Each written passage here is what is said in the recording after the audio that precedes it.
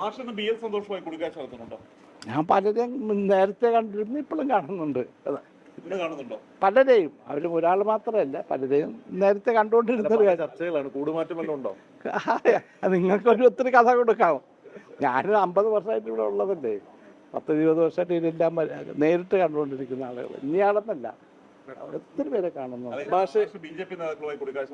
അങ്ങനെ B J P നേതാക്കളല്ല, ഒത്തിരി പേരായിട്ട്. ഞാൻ ബി എൽ സന്തോഷ അങ്ങനെ ഒത്തിരി ആളുകൾ എത്ര നാളായിട്ട് കാണുന്നു, ഇന്നിപ്പോൾ കാണുന്നതല്ലല്ലോ.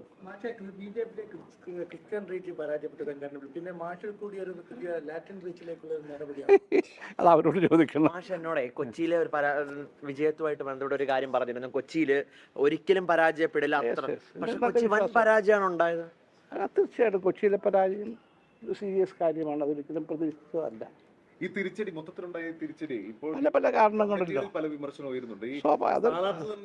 ഒക്കെ തിരിച്ചടിയായിട്ടുണ്ടോ? അല്ല, അതിപ്പോൾ CPM പാർട്ടിയുടെ അകത്ത്, ഞാൻ പാർട്ടിക്കാരനൊന്നും അല്ലല്ലോ, അതിൻ്റെ അകത്ത് നടക്കുന്ന ഒത്തിരി ചർച്ചകളുണ്ട്, അതിൽ ഞാൻ ഭാഗവാക്കല്ല. മാഷിപ്പ് മാറുന്നു, UDF മാഷിന്റെ പദവി നിലനിർത്തും, എന്തെങ്കിലും സൂചനകളുണ്ടോ? അല്ല, അങ്ങനെയൊന്നും ചോദിച്ചിട്ടില്ല. അത് ആവശ്യം, അതിന് മാഷിന്റെ പദവി ഞാൻ ചോദിച്ചത്, വ്യക്തിയല്ല. അല്ല, അത് അവരാ തീരുമാനിക്കുന്നത്. ഇപ്പോൾ പല പദവികളും വെയിറ്റ് ചെയ്യുന്നുണ്ട്, അതിപ്പോൾ ഫില്ലപ്പ് ചെയ്യണോ വേണ്ടയോ എന്ന് പദവി ആവശ്യമുണ്ടോ?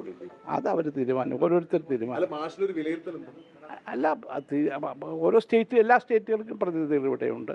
കേരളത്തിൽ ആദ്യമായിട്ട് വന്ന പ്രതിനിധിയല്ല ഞാൻ. അപ്പോൾ അത് പുതിയ ഗവൺമെൻറ് തീരുമാനിക്കുന്നത് വേണോ വേണ്ടയോ എന്നുള്ളത്.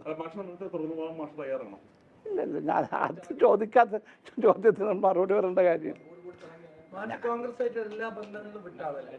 ഇല്ലല്ലോ. ചെറിയ ഫിലിപ്പിനെ പോലെ തിരിച്ചു പോവോ? ഇത് തിരിച്ചു പോകണം, തിരിച്ചു വരും. ഞാൻ എൻ്റെ കാര്യങ്ങളൊക്കെ അവിടെ നേരത്തെ തന്നെ പറഞ്ഞിട്ടുണ്ട്.